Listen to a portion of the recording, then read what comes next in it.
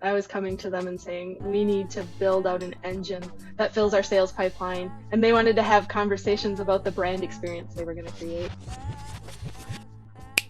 Hi, everybody. This is Josh Becerra from Agurian. Welcome to the next episode of How I Work. I have the privilege to be here with Deanna Shimota. Thanks for being here, Deanna. Thank you. I appreciate being here, Josh. Yeah, so I'll tell the audience a little bit about you. So, Deanna's CEO of GrowthMode Marketing. She's made it her mission to know everything about B2B marketing and demand generation. It's on top of every tech trend and social media modulation now. She leads Growth Mode Marketing with the goal to help other organizations travel down the same path of success.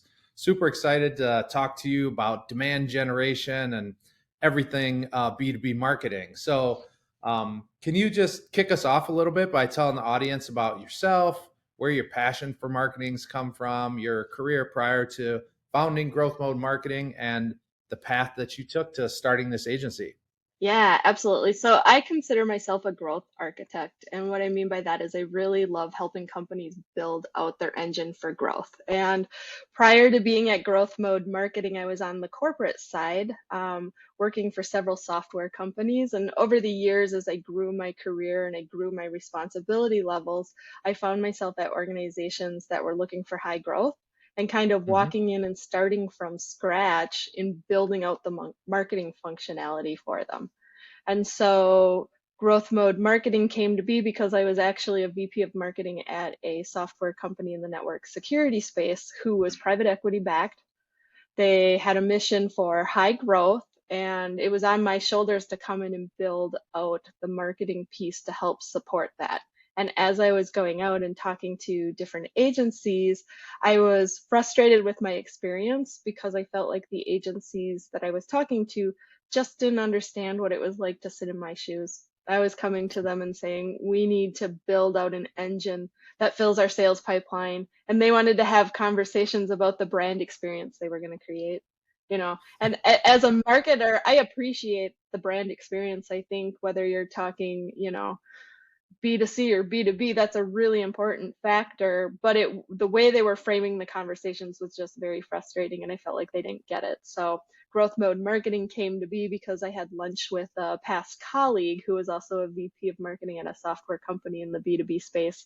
And we started talking about these challenges with the agencies we were working with and walked away from that lunch saying, maybe we should start an agency There that you go.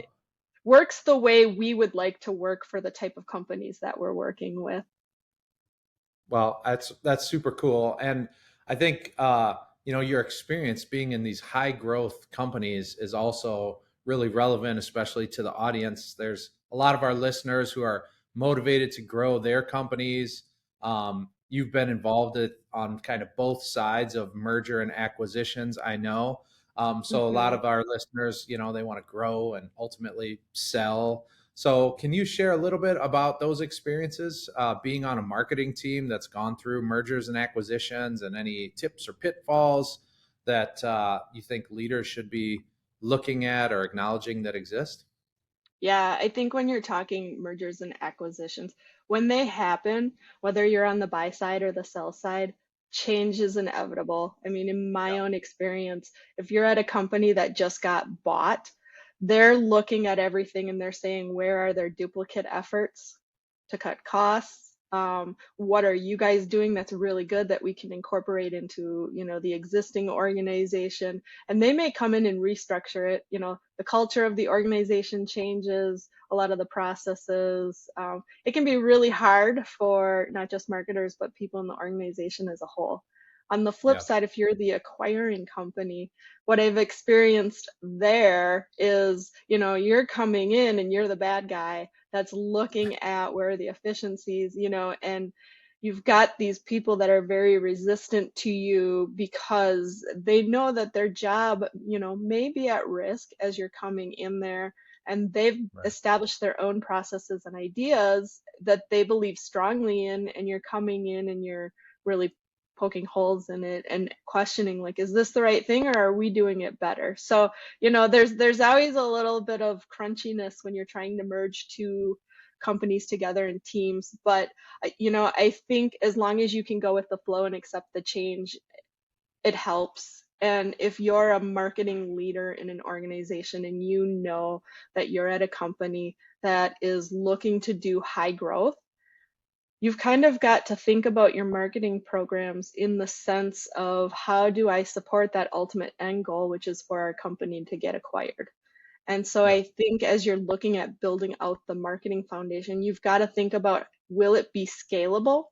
Because if you're a company that started, for example, with personal networks and referrals, that can't be your marketing strategy. That can't be your sales strategy. That's not scalable when you start to Yep. get to 100 million, 200 million, so on and so on. And so really looking at the technology and the different pieces to build out a really strong foundation is going to help you support growth in the future. And it's going to look more appealing to that acquiring company when they come in and they're looking at each department. They're Yeah. buying you because they see a potential for growth. So marketing plays a really big factor in that. I think Yeah. the other thing to consider, if you're a company that hopes to be acquired in the future, is the fixed costs within marketing. So, like Hmm. my last step before I started Growth Mode Marketing, one of the things that we really looked at was we don't want to add too much staff. That can't be the way that our marketing scales, because when that acquiring company comes in and they're looking for ways to cut and they're looking for how much is your profit margin and how much flexibility do they have with the company, they're going to look at your fixed costs. That Yeah. doesn't mean you can't do the marketing programs, but I think instead of the model being we're going to hire for every role, you maybe have a smaller marketing team, but you really think about how you can use agency resources to execute on the work, Yeah. because it's really easy to cut that cost out for that acquiring company when they purchase you. If it's an agency, it's a lot more messy if it's people that work directly for you. So I think Yeah. there's a lot of things to consider, and whether you're on the buy side or the sell side, it should be a factor in how you think about building out your marketing strategies for sure. Yeah. Yeah, I mean, change is hard for everybody, no matter which side you're on. But we've had experiences where we've worked with companies that were in high growth mode and they were, getting looked at by private equity and they ended up selling, getting a huge influx of cash. And that was kind of the point at which they decided to invest in building those in house teams. But until Right. then, it was a lot of agency supported services. I think you're absolutely right to keep the fixed costs down. That's super smart. So let's talk about lead gen and demand gen. I know that you and I talked a little bit about this when we were prepping. Why don't you help the listeners by defining them in your own words, and then we'll just kind of have a little session about like the differences between lead gen and demand gen. So I think many marketers still think or do think that demand generation and lead generation are interchangeable terms. They're the same thing, Yeah. right? Like in both cases, you're trying to bring leads in the door.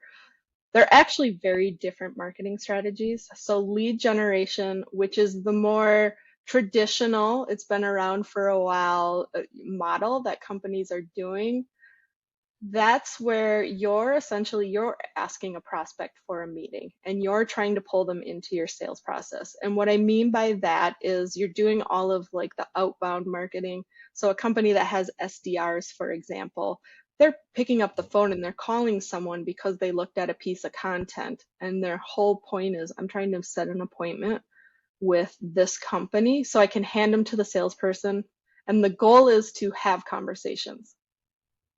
Demand generation, on the flip side, is about building brand awareness and trust with the market, and understanding that, the reality is only 5% of companies at any given time are actually in market to buy. That means Mhm. 95% of them are not. So when you're doing that cold outreach, you're gating those forms, you're trying to find the 5%, but you're disregarding the 95% that are not in market to buy. With demand generation, you're taking that into consideration with your programs. And so you're putting a lot of content out there that isn't necessarily for the person that's going to buy today. I mean, you still have to consider that piece, but it's much broader because you're also putting content out there for the other 95% of people, so that when they are ready to buy, they know who you are. You've built trust with them. They actually already have an affinity for your brand, and they raise their hand when they're ready to buy. And the Yeah. difference is they're inviting you into their buying process versus you trying to pull them into your sales process. And the result is um, higher close rates, Mm-hmm. faster sales cycles, and overall lower customer acquisition costs. So, there's this shift in the market where lead generation just isn't working the way it used to. And the reason is buyers are not buying the way they used to. 72%, according to Gartner, have said, I would prefer to have zero interaction with a sales rep during this purchase process. 80% of the buying decision is complete before they ever are willing to talk to a salesperson. And it takes 66 touches to actually get them to agree to a sales meeting. And ultimately, like in my mind, what that means is from a demand generation standpoint, lead generation just doesn't work the way it used to. I mean, I literally had a conversation yesterday with a prospect who said, I've had 1,200 people visit our landing pages and I've gotten zero leads from it. I'm hearing this all over the place. Yeah. That's where, I say lead generation doesn't work. That's where demand generation is a strategy. And the whole premise behind it is your digital footprint has to become your best salesperson. Yeah, I love that. You talked about your digital footprint being your best salesperson. So when you think about content marketing, like in my head, I think about, okay, we've got like this online customer journey. At the kind of highest part of that journey, people are either unaware or that they're not in like buying mode, right? Like you're saying. Right. And so where we see like a effective use of content marketing is like coming in and educating and just being that resource for people to understand like the their industry, their business that they're in. Like as long as you're kind of providing value at that highest level, you're doing some of that demand gen. You're creating that trust and affinity for people. So Right. like what a you know besides content marketing, or tell us a little bit about like how you see the brass tacks of like that demand gen happening at that high level in the customer journey. Yeah, so it goes so much beyond just putting content out there. I mean, if you're Mhm. just putting content out there, it's content for the sake of content. When I look at how do you build a demand generation engine, I think there's three key pillars. It's the strategy, it's the content, it's the distribution. If Okay. you've got to start with the strategy piece, and what that is first you've got to define or identify like who is our ideal customer profile. And like a very basic definition of ideal customer profile is these are best fit companies. And it's different than a buyer persona. A buyer persona is about individual roles. The ideal customer profile is these are the type of companies we need to attract because they are the best fit. They are the most likely to close for a sale. You then take that ideal customer profile and you create what we call a unique point of view story framework. And Hmm. this is building out a story that you're going to put out in the market to challenge thinking. And that story is very much crafted based on who you know your ideal customer profile is. You then develop a content marketing and demand generation plan. And within that content marketing and demand generation plan, you know who your ideal customer profile is, you know what your unique point of view is. Everything you're doing, you're building out that story specifically for that ideal customer profile to attract more of those companies to your company. Yeah. So now you go into the execution phase, you start to build out the content and you identify like what your key topics are and you build content for every stage of the funnel and you build all kinds of different formats. And we like to at Growth Mode Marketing create what we call cornerstone and cobblestone content. The cornerstone content is going to be a big piece or a series of pieces. So for example, let's say it's a podcast.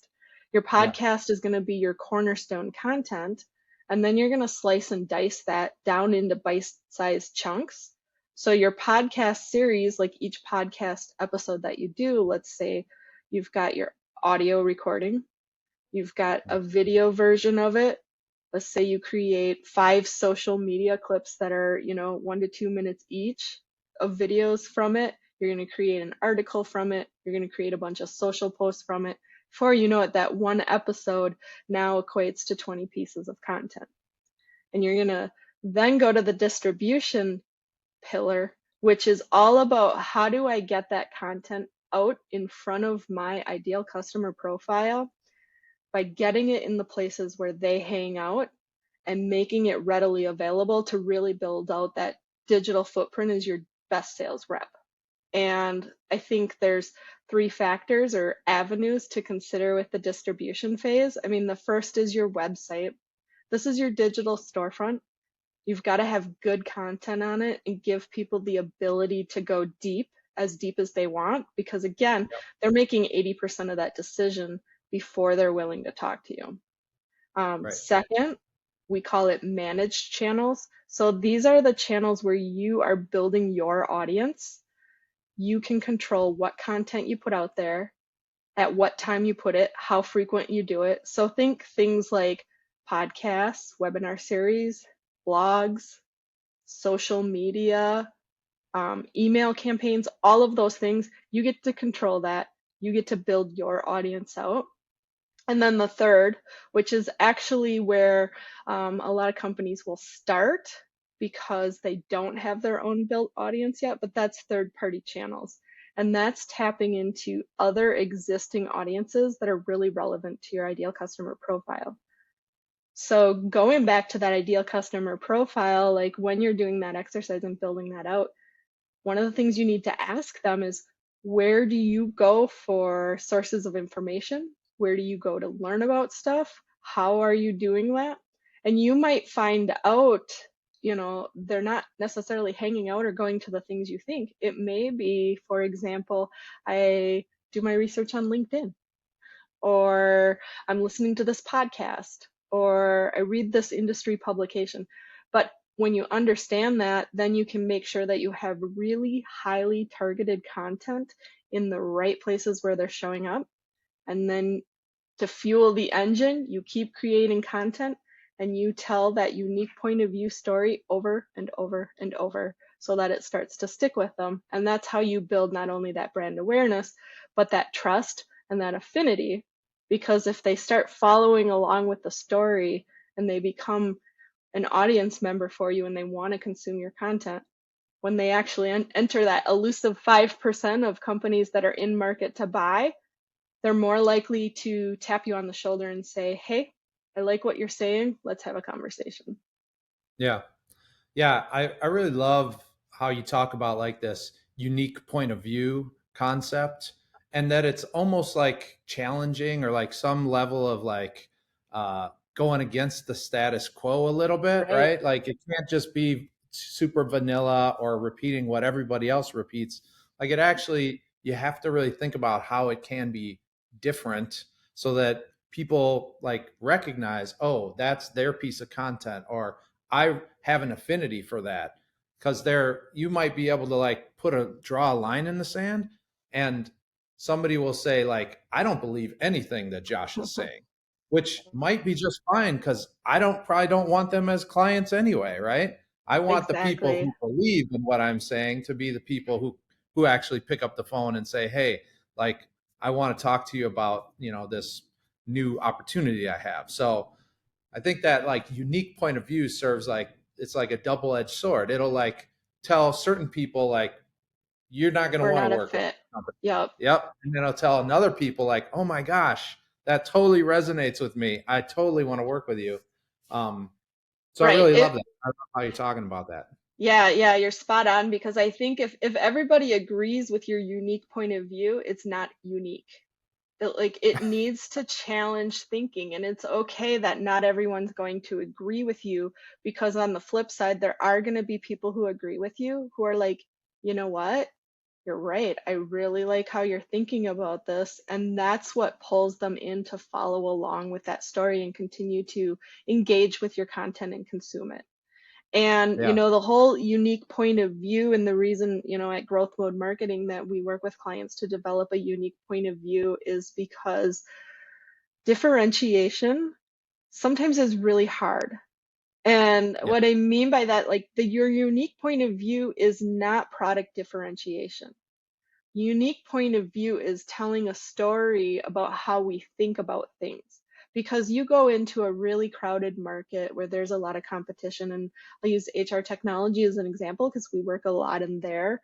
If you've got a human capital management system, chances are the functionality that you're bringing to the table is the exact same functionality as the other 500 options out there. And you can Yeah. spin it any different way you want, but in the buyer's eyes, you all do the same thing. And it's not meaningful differentiation. And that's where you see companies create what I would consider really weak differentiators. And that's where it's like our differentiators are our people. We provide Mhm. exceptional support. Well, guess what? Everyone can say that. Yeah. Or our integration capabilities or our implementation process, like just really weak things that, quite frankly, your prospects and your clients expect from you when they're purchasing from you. But companies go that route because they're having a hard time defining it. And they maybe really believe like our differentiation is our customer service. It's just so much better than XYZ prospect. Maybe, maybe not, but it's really hard to prove that.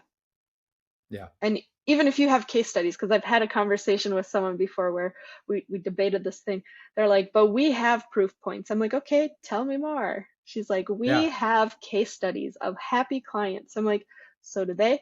So do they? So do they? I was at a trade show for HR technology. So, I could point out all of them. I'm like, it's not that hard to go to your very best customers that you have really good relationships and get a really good story out of it to tell and share. That is not a proof point. That is a common occurrence. Right. Everybody So, has those. yeah, so the unique point of view helps kind of address that. Like, okay, maybe we're more of a commodity in the market because our product is not different enough for it to really stand out, but this is a way for companies to stand out better. And if they can tell that story over and over consistently and really get people thinking and challenge it, Yeah. it's a good thing. It's kind of like no PR is bad PR. Well, challenging thinking, regardless of which way they fall, it's not bad because they're thinking about you. Yeah. Exactly. Yeah, I love that. I think you're spot on with that. And yeah, as an agency owner who like has an agency that is doing SEO and paid media, like, Right, you I've get the struggle. across a lot of run across a lot of agencies that say, well, we just do it better, or we just have Right. better people, or we have a better process.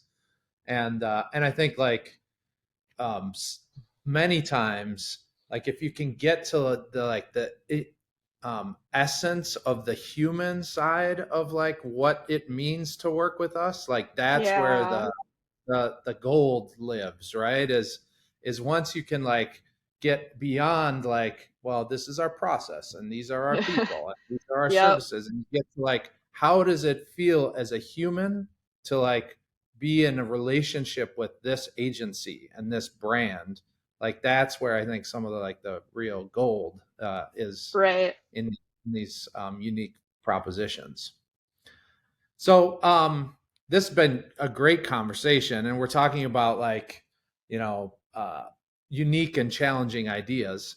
So one of the last questions that I love to ask people is like, who are you reading, or what podcasts are you listening to, or like, who has those challenging ideas that you're like consuming today that you would love this audience to hear about or read about? Yeah, to be honest, I've been thinking about that ever since you let me know you were going to ask me that question. And to be totally honest with you, right now, where I find I'm finding the best information to challenge my own thinking is actually on LinkedIn.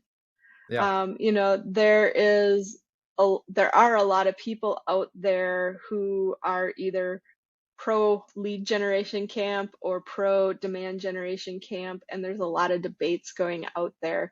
And so I look at the hashtag demand generation, the hashtag lead generation, and I'm always looking at what people are putting out there and saying. And there's a lot of really good thinking that has helped inform my own thinking and challenged me, and helped me kind of evolve as a marketer, because we all grew up doing lead generation. And for many, many years, it worked great and the model made sense. And as things have changed, we've seen it with our own clients, like the type of tactics we used to do that worked really well in the past suddenly aren't producing the results they needed to. And yeah, so it was like, all right, we need to rethink this, and I love listening to podcasts. I love reading books. Books are never as kind of in the moment on things. sure. So lately, to be honest, I've been looking more to podcasts and the LinkedIn community, but I'll find someone who's a really good thought leader in the demand generation space, and I'll follow them. And a lot of times they end up going on the podcast circuit and having conversations. And so listening to those podcasts, but there's not one particular podcast that I listen to, but a lot of them, just kind of listening to different people's perspectives, because I love to hear different perspectives and Yeah. perspectives that I don't necessarily agree with at times, because it helps me shape my own thinking, and it helps my team really go out and say, okay, these people are saying this. In our guts, it doesn't feel right. What is the opposite we would do with that? Let's go try it with our clients. And Yeah. on the flip side, they'll say things that were like, that's a really good piece of advice or thinking. Let's go test it out with our own marketing and see if it works. And then if it does, we'll roll it out to our clients. Yeah.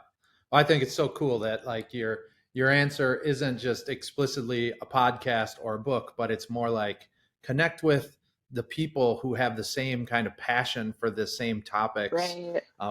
grappling with the same challenges on LinkedIn. Follow them, listen to what they're saying, challenge them, have those conversations in platform with them. So I think that's super smart, super cool. Yeah, it's also kind of fun because you do end up getting this dialogue in the comments going where you'll be like, I disagree, blah blah blah. They'll come Yeah. back, well, here's why I think this, and it really like opens up some good conversations virtually that you typically wouldn't get to have. Yeah. Yeah. I think that's awesome. Well, Deanna, this has been super fun. We learned a ton about demand generation from you today. I appreciate you taking the time, and we're going to call it a wrap on this episode of How I Work. Thanks, everybody. Awesome. Thanks so much, Josh.